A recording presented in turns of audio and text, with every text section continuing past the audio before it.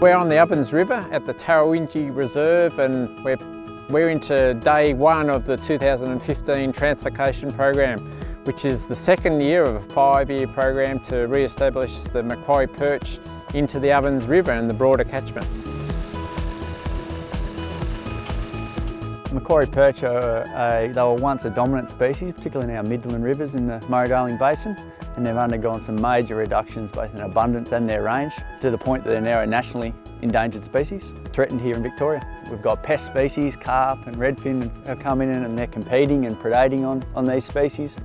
So the iconic Murray cod, the more recently re-established trout cod and the Macquarie Perch all used to be co-dominant or abundant species in the lower and mid-ovens, and so we're in this key section of the mid-ovens just upstream of Wangaratta, and we're releasing fish all the way up to about that Myrtleford area. It's one of the few rivers in the Murray-Darling Basin that hasn't got a great big dam on it, and we've got a natural flow regime, so therefore good productivity. It gets floods most years, and it's got a pretty good native fish population. Some of the works that the CMA has been involved with throughout this reach of the Ovens River include a variety of things, so starting up on the bank, riparian vegetation, and then improving in-stream habitat, quality of in-stream habitat, and then looking at overcoming fish barriers and some of the issues with fish moving within the waterway.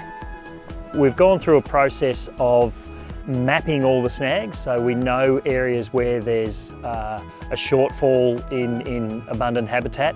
So we target those areas, work with landholders and the community, fishing groups and other agencies to help target those areas and get some snags back in there.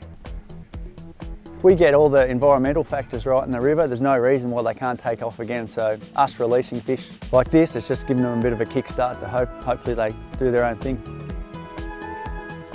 This is part of a 2-step process, releasing fingerlings that are bred at Snobs Creek Fish Hatchery and releasing adult and sub-adult fish so that we get a natural age class distribution into this system.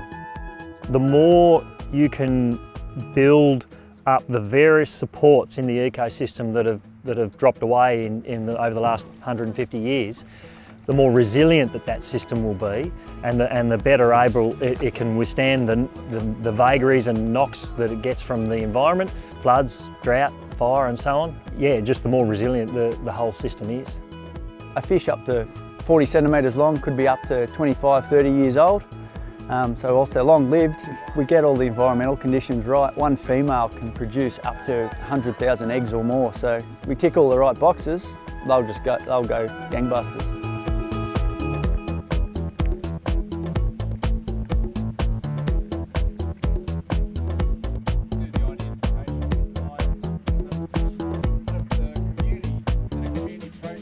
It's an important part of our way of life that we share a common goal of doing things for our community.